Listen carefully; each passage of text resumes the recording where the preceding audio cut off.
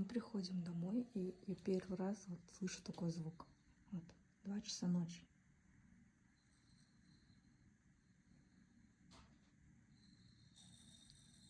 Я думала, это розетка.